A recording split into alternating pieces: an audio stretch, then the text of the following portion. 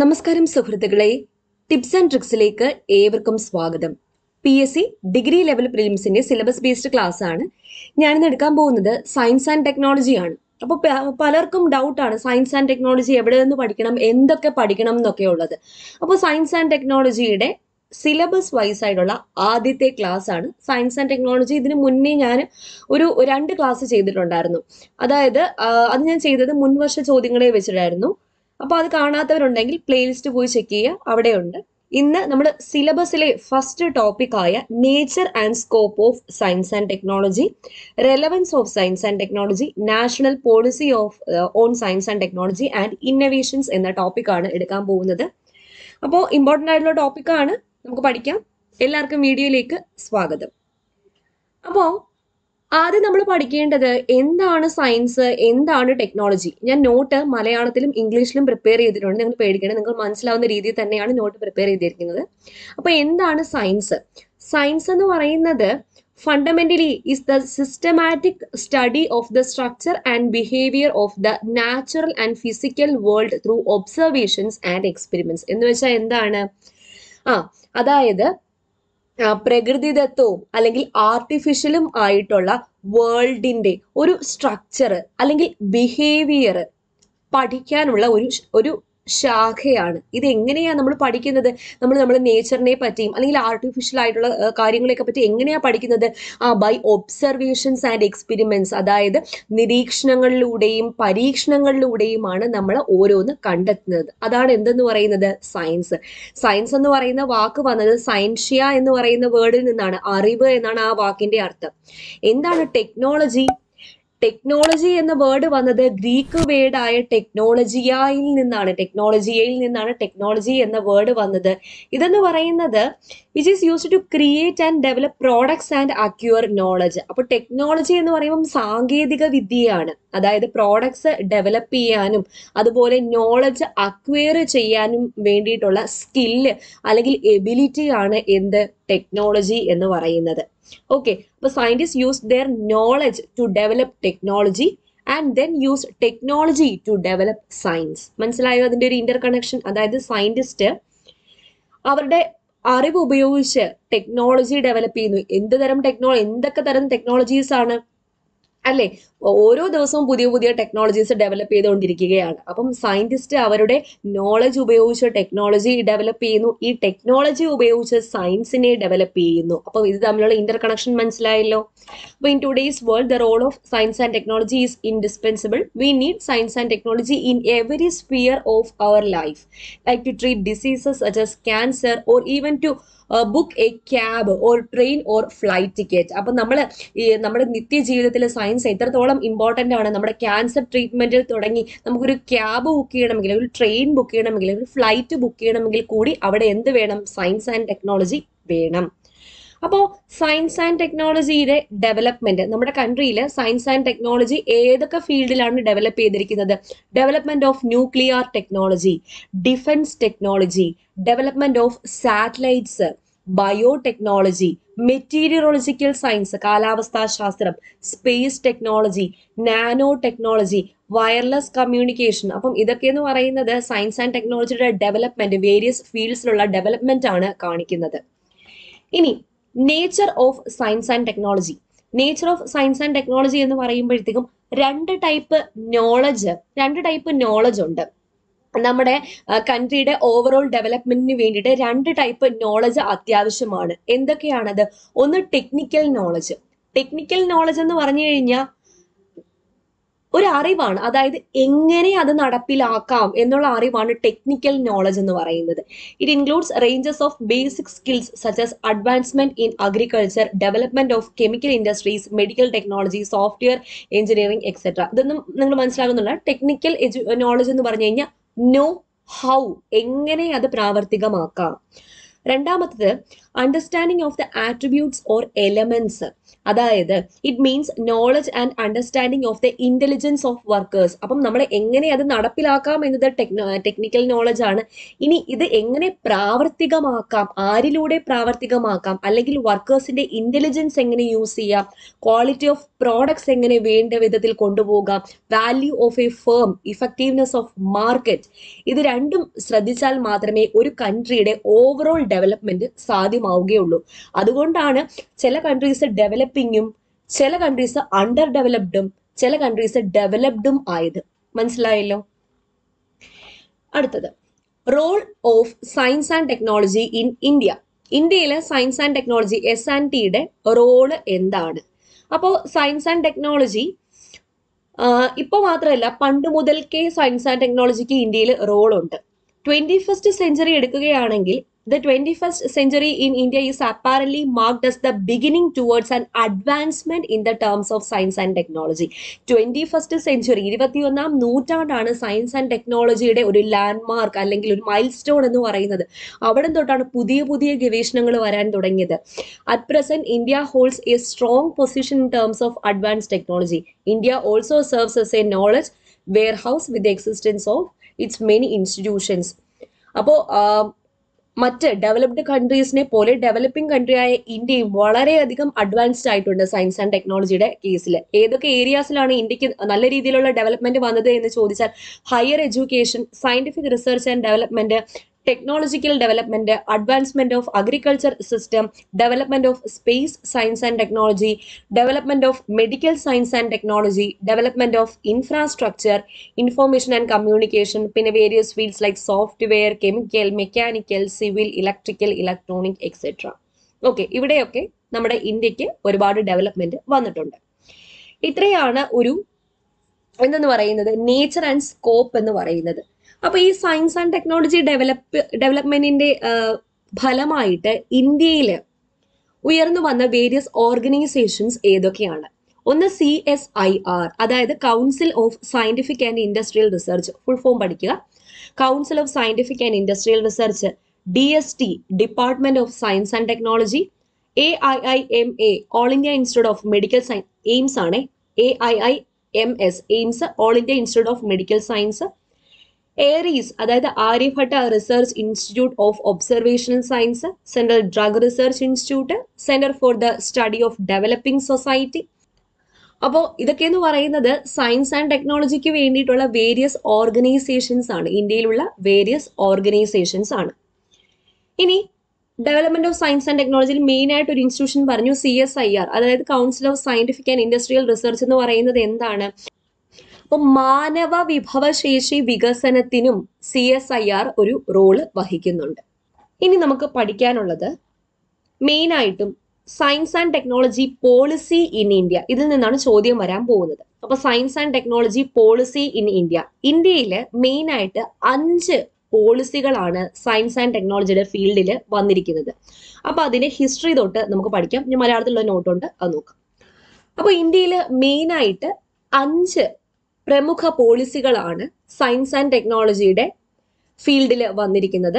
അതായത് 5 policies on science and technology and innovation.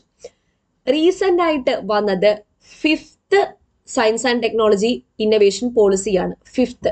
അപ്പൊ നമുക്ക് നോക്കാം ഡീറ്റെയിൽ ആയിട്ട്. 5th പോളിസി വന്നത്, 5th പോളിസിയുടെ കരട് രൂപം വന്നത് 2021 ജനുവരി 4-നാണ്. പൊതുജന അഭിപ്രായങ്ങളും നിർദ്ദേശങ്ങളും ക്ഷണിച്ചുകൊണ്ട് ഇന്ത്യയുടെ 5ാമത് ദേശീയ ശാസ്ത്ര സാങ്കേതിക നയത്തിന്റെ കരട് രൂപം കേന്ദ്ര സർക്കാർ 2021 ജനുവരി 4-ന് പ്രഖ്യാപിച്ചെങ്കിലും അമേരിക്കൻ പ്രസിഡന്റ് തെരഞ്ഞെടുപ്പും കോവിഡ് പ്രതിരോധ വാക്സിനും മുതൽ ഡൽഹിയിലെ കർഷക സമരം വരെ നീളുന്ന വിഷയങ്ങളിൽ മുടങ്ങിയെന്ന വണ്ണം അതിന് മതിയായ ശ്രദ്ധയും പരിഗണനയും പ്രതികരണങ്ങളും ഇനിയും ലഭിച്ചു തുടങ്ങിയിട്ടില്ല. അപ്പൊ ഇവിടുന്ന് പഠിക്കേണ്ട പോയിന്റ്സ് മനസ്സിലായോ? 5ാമത് ദേശീയ ശാസ്ത്ര സാങ്കേതിക നയം, നാഷണൽ സയൻസ് ആൻഡ് ടെക്നോളജി പോളിസിയുടെ കരട് രൂപം ഡ്രാഫ്റ്റ് 2021 ജനുവരി 4-ന് പ്രഖ്യാപിച്ചെങ്കിലും അമേരിക്കൻ പ്രസിഡന്റ് തെരഞ്ഞെടുപ്പും കോവിഡ് പ്രതിരോധ വാക്സിനും മുതൽ ഡൽഹിയിലെ കർഷക സമരം വരെ നീളുന്ന പ്രതിരോധ പ്രശ്നങ്ങളൊക്കെ വന്നപ്പോൾ അതിന് വേണ്ടത്ര ശ്രദ്ധയും പ്രതികരണവും ലഭിച്ചില്ല. കോവിഡ് വ്യാപനത്തിന് നടുവിലും 2020 ജൂൺ മുതൽ രാജ്യത്തിന്റെ വ്യത്യസ്ത ഭാഗങ്ങളിൽ വിവിധ സാമൂഹിക ശ്രേണികളിൽപ്പെട്ട വ്യക്തികളുമായും സംഘടനകളുമായും എല്ലാം നടത്തിയ ചർച്ചകൾക്കൊടുവിലാണ് ഇങ്ങനെയൊരു ശാസ്ത്ര സാങ്കേതിക നയത്തിന് രൂപം നൽകിയത്. ഓക്കെ, ഇവിടെ പഠിക്കേണ്ട ഡേറ്റ് 2021 ജനുവരി 4, കരട് രൂപം. 2020 ജൂൺ മുതലാണ് ഇതിന്റെ ഒരു ഡിസ്കഷൻ സ്റ്റാർട്ട് ചെയ്തത്, ഈ 5th science and technology innovation പോളിസിയുടെ. അപ്പോ മുൻകാലങ്ങളിൽ നിന്നും വ്യത്യസ്തമായിട്ട് ഇപ്പോൾ പ്രഖ്യാപിതമായിട്ടുള്ള പേര് സൂചിപ്പിക്കും വിധം ശാസ്ത്ര സാങ്കേതിക നവീകരണ നയം, science technology and innovation policy എന്നാണ് ഈ 5th പോളിസിയുടെ പേര്. എന്താണ്? Science technology and innovation policy ആണ് എന്നതാണ് പുതിയ കരട് നയത്തെക്കുറിച്ച് എടുത്തു പറയേണ്ടത് ആയ ഒരു പ്രത്യേകത. തികച്ചും വികേന്ദ്രീകൃതം എന്ന് വെച്ചാൽ എന്താ? ഡീസെൻട്രലൈസേഷൻ. അപ്പോ തികച്ചും വികേന്ദ്രീകൃതവും തെളിവുകളിൽ അധിഷ്ഠിതവും വിദഗ്ധരാൽ നയിക്കപ്പെട്ടതുമായ സമഗ്രമായ ഒരു നയമാണിതെന്നാണ് കേന്ദ്ര ശാസ്ത്ര സാങ്കേതിക വകുപ്പ് പറയുന്നത്. അപ്പോൾ 5th പോളിസിയാണ് റീസെന്റ് ആയിട്ടുള്ളത്. അതിന്റെ പ്രത്യേകതയാണ് പറയുന്നത്. പ്രസ്തുത നയം പരമമായി ഉയർത്തിക്കാട്ടുന്ന സുതാര്യത പ്രത്യേകം പ്രസ്താവ്യമാണ്. അപ്പോൾ ശാസ്ത്ര പഠന ഗവേഷണങ്ങൾ പരമരഹസ്യമായി സൂക്ഷിക്കുന്ന മുൻകാലങ്ങളിൽ നിന്നും വ്യത്യസ്തമായി സർക്കാർ സഹായധനത്താലോ സർക്കാർ സ്ഥാപനങ്ങളിലോ അല്ലെങ്കിൽ നേരിട്ടോ ഫണ്ടിംഗ് ഏജൻസികൾ വഴിയായോ നടക്കുന്ന എല്ലാ പഠന ഗവേഷണങ്ങളുടെയും ഫലങ്ങൾ സംബന്ധിച്ച വിവരം പൊതുജനങ്ങൾക്ക് ലഭ്യമാണ്. അതാണ് അതിന്റെ പ്രത്യേകത. അതായത് മുൻകാലങ്ങളില് ശാസ്ത്ര പഠന ഗവേഷണങ്ങൾ എന്തായിരുന്നു? പരമരഹസ്യമായിരുന്നു. അപ്പൊ ഈ പോളിസിയുടെ പ്രത്യേകത എന്ന് പറയുന്നത് ആ വിവരങ്ങളെല്ലാം തന്നെ പൊതുജനങ്ങൾക്ക് ലഭ്യമാകുന്ന വിധത്തിലാണ് എന്ത് ചെയ്തിരിക്കുന്നത്? അറേഞ്ച് ചെയ്തിരിക്കുന്നത്. അപ്പൊ രാജ്യത്ത് നടക്കുന്ന പഠന ഗവേഷണങ്ങൾ ഉരുത്തിരിയുന്ന ഫലങ്ങളും അവയ്ക്ക് ആധാരമായ സ്ഥിതിവിവര കണക്കുകളും ലഭ്യമാകുന്ന ദേശീയ നിരീക്ഷണാലയം, national STI observatory, national science and technology innovation observatory സ്ഥാപിതമാകും. Important point. അപ്പോൾ ഈ ഒരു നയത്തിന്റെ ഫലമായിട്ട് national STI, national science and technology observatory സ്ഥാപിതമാകുമെന്നും നയം വ്യക്തമാക്കുന്നുണ്ട്. കൂടാതെ പൊതുമുതൽ ഉപയോഗപ്പെടുത്തി നടത്തുന്ന ഗവേഷണങ്ങളുടെ അനന്തര ഫലങ്ങൾ സമൂഹത്തിന് നിരീക്ഷിക്കാൻ കഴിയുന്ന വിധത്തിൽ രൂപകൽപ്പന ചെയ്തിട്ടുള്ള ഒരു പോർട്ടലും ഉണ്ട്. ആ പോർട്ടലിന്റെ പേര് ഇമ്പോർട്ടന്റ് ആണ്. അതായത് നമുക്ക് കയറി നോക്കാം ഗവേഷണങ്ങളുടെ അനന്തര ഫലങ്ങൾ എന്തായി എന്ന് സമൂഹത്തിന് നിരീക്ഷിക്കാം. അപ്പൊ അതിനു വേണ്ടിയിട്ട് ഒരു പോർട്ടലും നിലവിൽ വരും. ആ പോർട്ടലിന്റെ പേരാണ് INDSTA, Indian science and technology archive of research, Indian science and technology archive of research അഥവാ INDSTA. ക്ലിയർ ആണല്ലോ? ഇതൊക്കെ 5th പോളിസിയുടെ പ്രത്യേകതകളാണ്. ഇനി വേറൊരു പോയിന്റ്, ഒരു ഇന്ത്യ ഒരു വരിസംഖ്യ, അതായത് 1 India 1 സബ്സ്ക്രിപ്ഷൻ. അതും ഈ നയത്തിൽ വിഭാവനം ചെയ്തിട്ടുള്ള ഒരു പ്രത്യേകതയാണ്. നയത്തിൽ വിഭാവനം ചെയ്തിട്ടുള്ള ഒരു ഇന്ത്യ ഒരു വരിസംഖ്യ, 1 India 1 സബ്സ്ക്രിപ്ഷൻ എന്ന സമീപനവും ഏറെ ശ്രദ്ധയർഹിക്കുന്നു. ഇതിൻ പ്രകാരം വിവിധ ഗവേഷണ പ്രസിദ്ധീകരണങ്ങളിൽ വരുന്ന പഠനങ്ങൾ ഒറ്റത്തവണ വരിസംഖ്യ നൽകി പൊതുജനങ്ങൾക്ക് ഉപയോഗപ്പെടുത്താൻ കഴിയും വിധത്തിലുള്ള സംവിധാനം സർക്കാർ തന്നെ പ്രസാധകരുമായി ചർച്ച ചെയ്ത് യാഥാർത്ഥ്യമാക്കും. അതൊരു നല്ലൊരു കാര്യമാണ്. അതായത് 1 India 1 സബ്സ്ക്രിപ്ഷൻ എന്ന് പറഞ്ഞാൽ വിവിധ ഗവേഷണ പ്രസിദ്ധീകരണങ്ങളിൽ വരുന്ന പഠനങ്ങൾ ഒറ്റത്തവണ വരിസംഖ്യ നൽകി പൊതുജനങ്ങൾക്ക് ഉപയോഗപ്പെടുത്താൻ കഴിയും വിധത്തിലുള്ള സംവിധാനം സർക്കാർ തന്നെ പ്രസാധകരുമായി ചർച്ച ചെയ്ത് യാഥാർത്ഥ്യമാക്കും. പൊതുഖജനാവിൽ നിന്നും പണം മുടക്കി സ്ഥാപിതമായിട്ടുള്ള എല്ലാ ഗവേഷണ സംവിധാനങ്ങളുടെയും പ്രയോജനം വിവര സാങ്കേതിക വിദ്യ, ആർട്ടിഫിഷ്യൽ ഇന്റലിജൻസ് അടക്കമുള്ള മേഖലകളുടെ സാധ്യതകൾ കൂടി ഉപയോഗപ്പെടുത്തി ഏതൊരു ഇന്ത്യൻ പൗരനും ഡിജിറ്റലായി നിരീക്ഷിക്കാനും പങ്കുവെക്കാനും സാധിക്കും. അതായത് എല്ലാം ജനങ്ങളുമായിട്ട് ഒരു മറയുമില്ലാതെയാണ് ഇനി വരാൻ പോകുന്നത്. സർക്കാർ ചെലവിൽ നടത്തുന്ന ശാസ്ത്ര സാങ്കേതിക പഠനങ്ങളുടെ ഗുണം ഗവേഷണാലയങ്ങളുടെ അടഞ്ഞ ചുമരുകൾക്കുള്ളിൽ പരമരഹസ്യമായി തളച്ചിടാതെ അവ ഭാവി തലമുറകൾക്ക് കൂടി പ്രയോജനകരമാം വിധം സമൂഹ മധ്യത്തിൽ എത്തിക്കുന്നതാണ് ഇത്തരം ഒരു നിലപാട് സ്വീകരിക്കുന്നത്. ക്ലിയർ ആണല്ലോ? അതാണ് 5th പോളിസിയുടെ ഓവറോൾ കാര്യം നിങ്ങൾക്ക് കിട്ടിയെന്ന് വിശ്വസിക്കുന്നു. ഇനി ഇത് ഇപ്പോഴത്തെ നയമാണ്, 5th പോളിസി ആണെന്ന് പറഞ്ഞു. ഇതിനു മുന്നേ 4 പോളിസീസ് വന്നിട്ടുണ്ട്. അപ്പൊ അത് 4ഉം പഠിക്കണം. ആദ്യത്തെ പോളിസി വന്നത് 1958-ലാണ്. 1958 അന്നത്തെ പ്രധാനമന്ത്രിയായിരുന്ന ജവഹർലാൽ നെഹ്റുവിന്റെ കാലത്താണ്. അപ്പൊ സ്വാതന്ത്ര്യാനന്തര ഭാരതത്തിൽ പ്രഖ്യാപിതമാകുന്ന 5ാമത് ശാസ്ത്ര സാങ്കേതിക നയമാണ് ഏത്? ഇപ്പോഴത്തേത്. അതത് കാലങ്ങളിൽ നിലനിന്ന് പോരുന്ന ശാസ്ത്ര സാങ്കേതിക പശ്ചാത്തലങ്ങൾക്ക് അനുസരണമായി നയങ്ങൾ തന്നെയാണ് ഇന്ത്യ എന്നും രൂപം കൊടുത്തിട്ടുള്ളത്. അപ്പം 1958 നയം എന്ന് പറയുന്നത് ആ സമയത്ത് ഇന്ത്യയിൽ ഉണ്ടായിരുന്ന എക്കണോമി വെച്ചിട്ടുള്ള നയമായിരുന്നു. അപ്പൊ 1958 അന്നത്തെ പ്രധാനമന്ത്രിയായ ജവഹർലാൽ നെഹ്റു പ്രഖ്യാപിച്ച ശാസ്ത്ര നയം ശാസ്ത്ര സാങ്കേതിക രംഗങ്ങളിലെ ഗവേഷണ പഠനങ്ങൾ കാർഷിക വ്യവസായിക മേഖലകളിലെ പുരോഗതിക്ക് പ്രയോജനകരമാകുന്നത് ഉദ്ദേശിച്ചായിരുന്നു. അന്ന് കൃഷി അല്ലെങ്കിൽ വ്യവസായം അതിനാണ് ഇമ്പോർട്ടൻസ് കൊടുത്തത്. നമ്മുടെ 5 ഇയർ പ്ലാൻസ് എടുത്താൽ തന്നെ ആദ്യത്തെ 5 ഇയർ പ്ലാൻ കൃഷിക്ക്, രണ്ടാമത്തെ 5 ഇയർ പ്ലാൻ വ്യവസായത്തിന്. അപ്പോൾ അവർ അതിലൂന്നിയ ശാസ്ത്ര നയമാണ് പ്രഖ്യാപിച്ചത്. രാജ്യത്തിന്റെ വിവിധ തുറകളിലെ വികസനത്തിന് ആവശ്യമായ ശാസ്ത്രജ്ഞരെ രൂപപ്പെടുത്തിയെടുക്കുന്നതിൽ ആദ്യ നയം തന്നെ ശക്തമായ അടിത്തറ പാകിയിരുന്നു എന്നതാണ് യാഥാർത്ഥ്യം. ആണല്ലോ, ഒരുപാട് സയന്റിസ്റ്റുകൾ ഡെവലപ്പ് ചെയ്തു വന്നു. പിൽക്കാല വികസനത്തിന് ആവശ്യമായ പാഠ്യപദ്ധതികൾ രൂപപ്പെടുത്തുന്നതിലും അതിനാവശ്യമായ ശാസ്ത്രജ്ഞ അടക്കമുള്ള സാങ്കേതിക വിദഗ്ധരെ സൃഷ്ടിക്കുന്നതിലും ശരിയായ മാർഗനിർദ്ദേശം നൽകുന്നതിൽ ആദ്യ നയം വിജയിക്കുകയുണ്ടായി. അപ്പൊ ആദ്യ നയം വർഷം നോട്ട് ചെയ്യുക 1958 ജവഹർലാൽ നെഹ്റുവിന്റെ കാലത്ത്. അത് കഴിഞ്ഞിട്ട് 25 വർഷത്തിന് ശേഷം 1983 ഇന്ദിരാഗാന്ധിയുടെ കാലത്ത് ദേശീയ വിഷൻ ഡോക്യുമെന്റ്, എന്താണ് നാഷണൽ വിഷൻ ഡോക്യുമെന്റ് എന്ന വിശേഷണത്തോടെ സാങ്കേതിക വിദ്യയ്ക്ക് ഊന്നൽ നൽകിക്കൊണ്ടുള്ള രണ്ടാമത്തെ ദേശീയ ശാസ്ത്ര നയം വന്നു. അപ്പോൾ രണ്ടാമത്തെ നയം വന്ന വർഷം 1983 ആരുടെ കാലത്ത്? ഇന്ദിരാഗാന്ധിയുടെ കാലത്ത് ദേശീയ വിഷൻ ഡോക്യുമെന്റ് എന്ന വിശേഷണത്തോടു കൂടിയാണ് വന്നത്. അത് കഴിഞ്ഞിട്ട് 2003 വീണ്ടും ഒരു 20 വർഷത്തിന് ശേഷം അടൽ ബിഹാരി വാജ്പേയി പ്രധാനമന്ത്രിയായിരുന്ന സമയത്താണ് 2003 ഗവേഷണ പഠനങ്ങൾക്ക് കാര്യമായ മുതൽ മുടക്കുകളോടെ ആഭ്യന്തര ഉപഭോഗ സൂചികയുടെ 2% മൂന്നാമത് ശാസ്ത്ര സാങ്കേതിക നയം നിലവിൽ വരികയുണ്ടായി. നിങ്ങൾ ഇത്രയും മാത്രം പഠിച്ചത് 2003 അടൽ ബിഹാരി വാജ്പേയിയുടെ കാലത്താണ് ഗവേഷണ പഠനങ്ങൾക്കാണ് എന്ത് കൊടുത്തത്? ഇമ്പോർട്ടൻസ് കൊടുത്തത്. റിസർച്ചിനാണ് ഇമ്പോർട്ടൻസ് കൊടുത്തത്. നാലാമത്തത് 2013 മൻമോഹൻ സിംഗ് പ്രധാനമന്ത്രി ആയിരിക്കെയാണ് രാജ്യത്തെ 4ാമത് ശാസ്ത്ര സാങ്കേതിക നയപ്രഖ്യാപനം ഉണ്ടായത്. ലോകവേഗം കൂടിക്കൊണ്ടിരിക്കുന്ന വേളയിൽ കാലത്തിനൊപ്പം നീങ്ങാൻ പര്യാപ്തമാകും വിധം ശാസ്ത്ര സാങ്കേതിക ഗവേഷണ രംഗത്ത് സർക്കാർ സ്വകാര്യ സംരംഭങ്ങൾക്ക്, ഇവിടെയാണ് ആ ഒരു പോയിന്റ് വന്നത്, സർക്കാർ സ്വകാര്യ സംരംഭങ്ങൾക്ക് കൂടുതൽ പ്രാമുഖ്യം നൽകിക്കൊണ്ടായിരുന്നു ആ നയം. അപ്പൊ ഈ 5 മനസ്സിലായല്ലോ. വർഷം പറയും.